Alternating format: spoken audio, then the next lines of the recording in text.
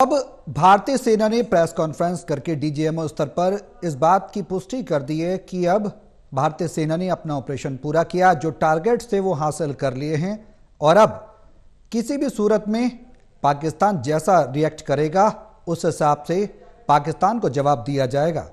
साथ ही जो रामायण की एक चौपाई पड़ी एयर चीफ मार्शल ने डीजीएमओ स्तर पर ए.के. भारती ने कि भय बिन होए न प्रीत, वो कई मायनों में बताती है कि पाकिस्तान को इस बार ये बताना जरूरी हो गया था कि अगर आतंक के खिलाफ आप समर्थन करते हैं तो भारत पूरी तरह से जीरो टॉलरेंस पॉलिसी को अपनाए हुए है।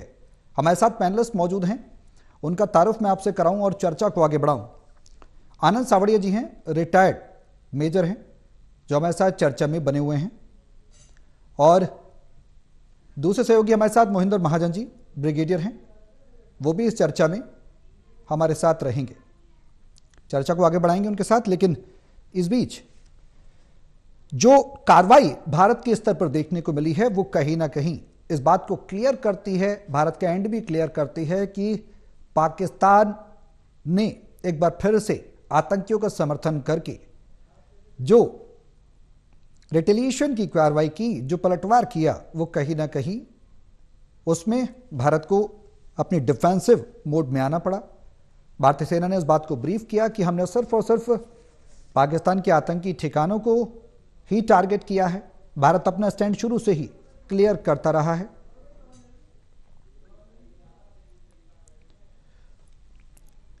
आनंद सावड़ी जी हमारे साथ है, बहुत स्वागत है सर आपका हमारे साथ इस चर्चा में शामिल होने के लिए और समय निकालने के लिए।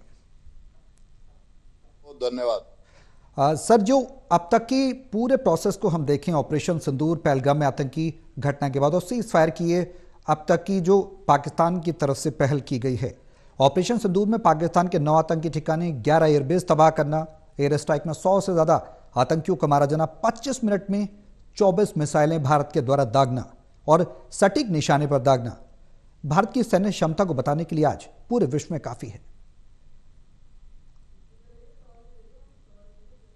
बिल्कुल, देखिए, जब पहलगाम में जो कांड हुआ था, हत्यारों ने जघन्य अपराध किया था, और उसके बाद जब माननीय प्रधानमंत्री जी ने उसका बदला लेने के लिए कहा था कि नाश्ते नाबूद कर देंगे, इन सबको मिट्टी में मिला देंगे जी, और वो बात जो है 7 तारीख के सुबह सुबह अर्ली 6-7 की रात को जिस तरह से भारतीय सेनाओं ने जो उन आतंकवादियों के ऊपर अटैक किया और करीबन 9 पैड जो उनके नर्सरी थी, और वो नर्सरी भी कहाँ थी, पंजाब तक भी पहुंची हुई नर्सरी थी, रावलपुर, मुरीद के ऐसी जगह पे जहां इतने सेफ लोग थे वहां पे जाके अटैक कर दिया। और अब भारतवर्ष ने क्लियर कहा था कि हम पाकिस्तान के साथ युद्ध नहीं कर रहे, हम पाकिस्तान की सेना के साथ युद्ध नहीं कर रहे। और भारत ने दिखाया भी कि ना तो कोई सिविलियन मारा, ना किसी आर्मी एस्टेब्लिशमेंट के ऊपर अटैक किया, उसने सिर्फ और सिर्फ वो आतंकी मारे जो अब पता चल रहा है कि करीबन 100 आतंकी वहां मारे गए थे।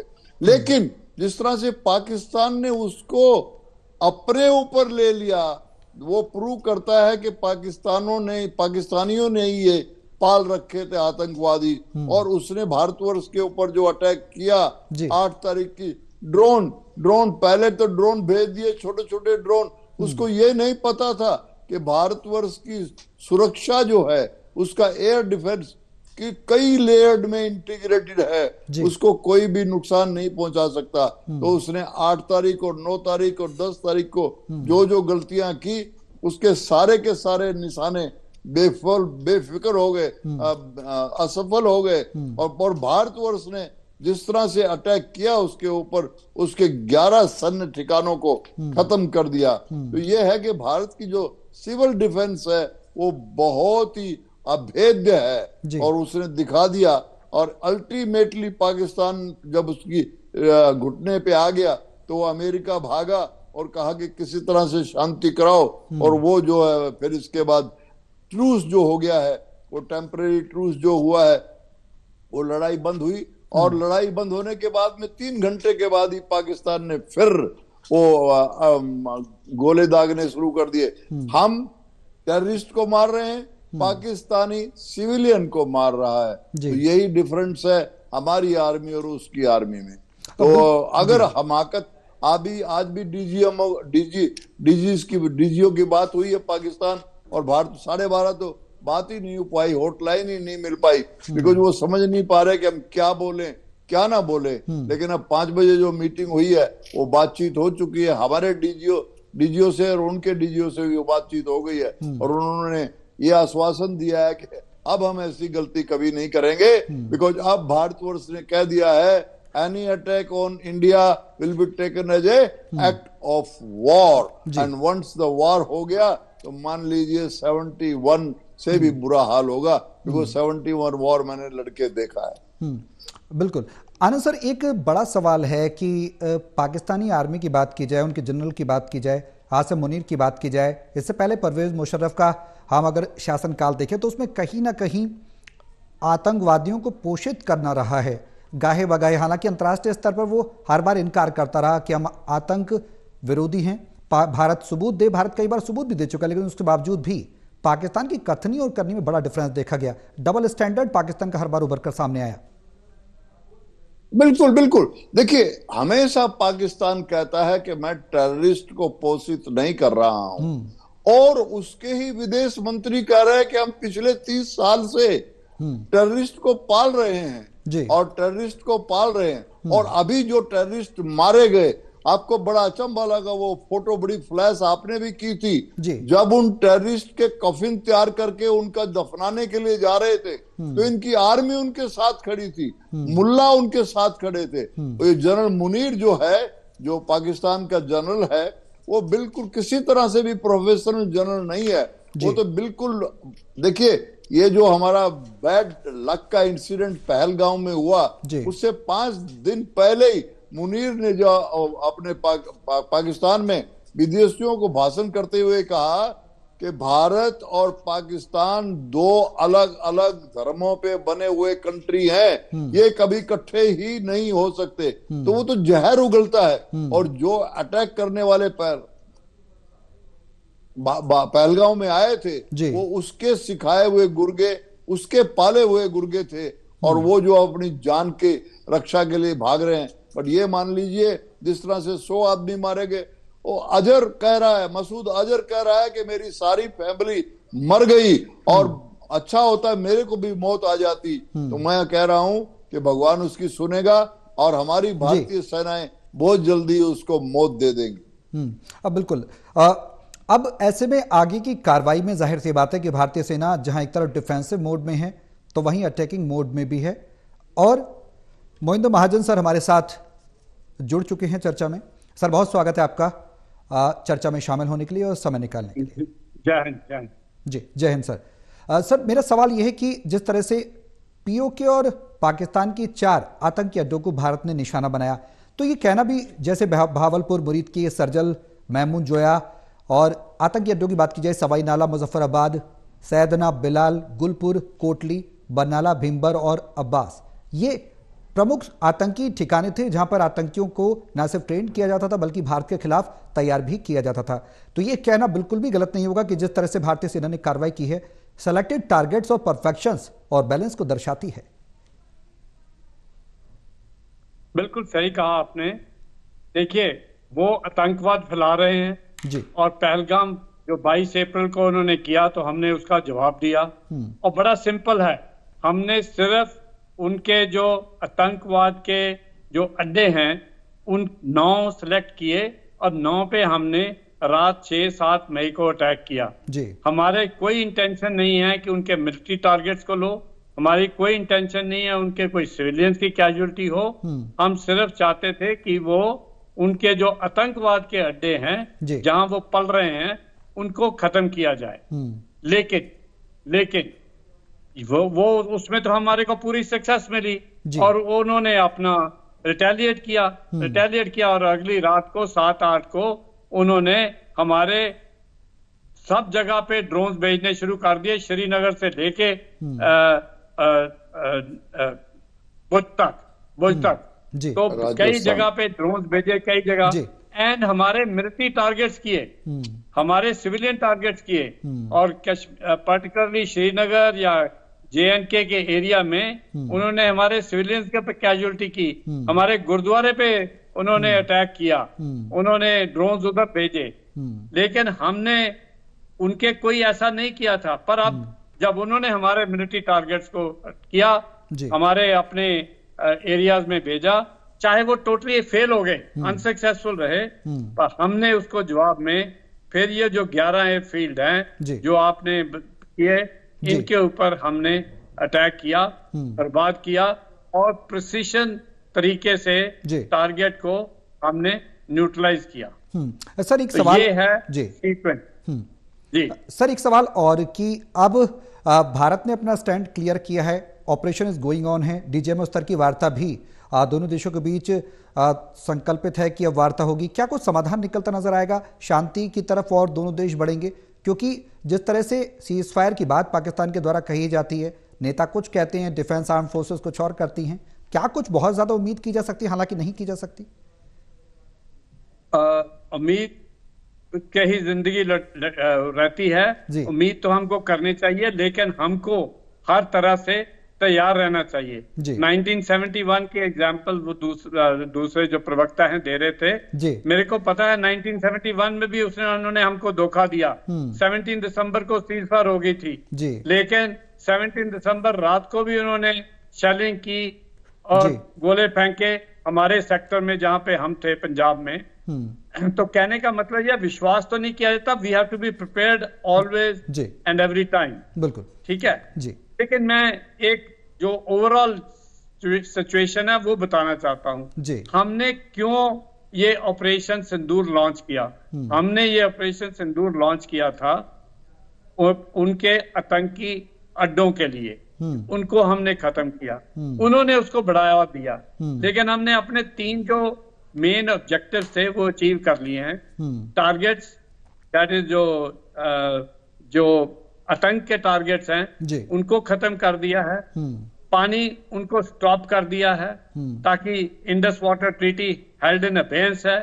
और जब पिछली बार DGMO की आपस में बात हुई, आज की बात का तो अभी तक पता नहीं है, उन्होंने रिक्वेस्ट की थी, लेकिन हमारे वो स्टैंड बहुत क्लियर है हमारे प्राइम मिनिस्टर का, that is held in abeyance. Okay जी। तो से तीसरा हमारा मतलब हमने जो भी उस टाइम अचीव करना चाहते थे, उनको पनिश करना चाहते थे, वो हमने कर लिया। इसलिए हमारी तरफ से अगर जो प्रपोजल आई USA और प्राइम मिनिस्टर ने डिसीजन ली, वो एक्सेप्ट की, वो बिल्कुल सही है, लेकिन उन्होंने एक कश्मीर का मुद्दा का भी बीच में सेंटेंस जोड़ दिया। कश्मीर के ऊपर कोई हम मध्यस्थता नहीं चाहते, कोई बीच में उसके ऊपर नॉन नेगोशिएबल जिसको कहते हैं ना, वो तो POK और जिसको आज POJK बोलते हैं, वो हमारा अटूट अंग है, किसी टाइम हमने ये लेके रहना। जी जी आनंद सर, सवाल ये है कि जिस तरह से भारत ने डिफेंसिव मोड में कार्रवाई की और उसके बाद पाकिस्तान का अटैकिंग मोड देखा, क्योंकि खिस्से आ गया, बौखलाहट निकलकर सामने आई, टेररिस्ट कैंप तबाह हो गए, उसके बाद भारत ने जो पाकिस्तान के द्वारा 70 से ज़्यादा मिसाइल्स दागी गई, ड्रोन्स दागे गए, उनको हवा में ही निष्क्रिय कर दिया, फाइटर जेट्स को मार गिराया, उनके अफसुबा सिस्टम को पूरी तरह से नेस्तनाबूद कर दिया। तो कहीं ना कहीं एक भी टारगेट को उनके सटीक जो उन्होंने आर्मी कैंप्स को निशाना बनाने के लिए साधे थे, उनको सफल नहीं होने दिया। भारतीय सेना की कहीं ना कहीं डिफेंसिव और हाई टेक्निक को भी दर्शाता है कि अब वो वाला भारत नहीं है जो पाकिस्तान पहले से सोच के बैठा था। अब अगर हल्का सा भी कुछ हरकत की तो उसका माकूल जवाब दिया जाएगा। पाकिस्तान ने जो टारगेट्स बना रखे थे, जिस पर नुकसान पहुंचाना था, उसको कहीं ना कहीं बहुत ही खूबसूरती से स्मार्टली हमारी सेना ने उसको डिफेंस किया। बिल्कुल, देखिए साहब, बड़ी सिंपल सी बात है कि हमने तो वॉर डिक्लेयर किया ही नहीं पाकिस्तान के साथ जी। ये तो उसने जिस तरह से दहशतगर्दियों की सहायता करने के लिए या उनकी हमदर्दी में हमारे जिस दिन 6 और 7 की रात को जो हुआ था, हमने उनके किसी भी सैनिक ठिकाने पे अटैक नहीं किया था, ना कोई सिविलियन मारा था, लेकिन जब उन्होंने रिटेलिएट किया जी। तो भारतवर्ष की सेनाएं बहुत सक्षम है। लेकिन पाकिस्तान में सिर्फ 13 एयरबेस हैं जहां से वो लड़ाई लड़ सकता है, अपने जहाज रखता है। उसमें से 11 एयरबेस तो नाश्ते नाबूद कर दिए हमारी भारतीय सेना ने। और उन्होंने जितने सैकड़ों की तादाद में जो ड्रोन भेजे और मिसाइल भेजी जी। हमारी एयर डिफेंस इतनी सक्षम है, इट्स ए मल्टी लेयर। अगर उसका मिसाइल एक लेयर से बचल गया तो दूसरी लेयर मार देगी, उससे बचा तो तीसरी लेयर मार देगी। तो उन्होंने जहां जहां हमारे सैनिक ठिकानों पे मारने की कोशिश की थी, एक भी डैमेज नहीं कर पाए। वो तो पुंछ की तरफ में सिविलियन को टारगेट कर करके और गन के द्वारा मार रहे हैं।